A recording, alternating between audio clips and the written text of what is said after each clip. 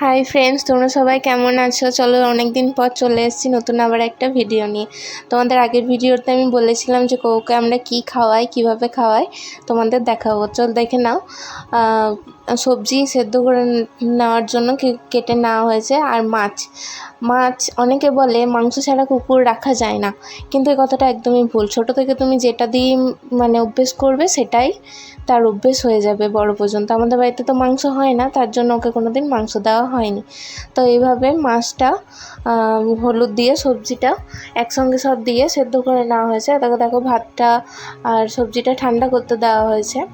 তো আগের ভিডিওগুলো তোমার কেমন লাগলো আমাকে জানিও। আর যদি আমার ভিডিও ভালো লেগে থাকে লাইক, কমেন্ট অ্যান্ড সাবস্ক্রাইব করে দিও।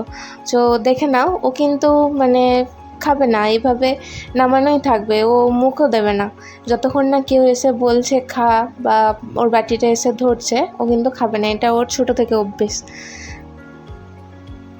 দেখো ঠান্ডা করতে দেওয়া আছে। আর এইগুলো মাছটা আলাদা করে নেওয়া হয়েছে, কারণ একসঙ্গে চটকে দিলে ও মাছগুলো বেছে বেছে খেয়ে নেবে, ভাতটা যাবে না।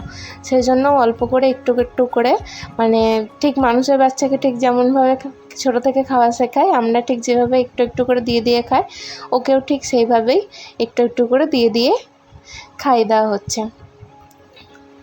তো এইভাবেই ও খেয়ে নেয়। তো তোমরাও যেইভাবেই তোমরা ছোটো থেকে অভ্যেস করবে, সে যাই দিয়ে হোক, কথা নেই যে মাছ দিতে হবে, মাংস দিতে হবে, ডিম দিতে হবে, এমনটা না। তোমরা ছোটো থেকে যেভাবেই মানুষ করবে, অভ্যেস করবে, সেইভাবেই অভ্যেস হবে।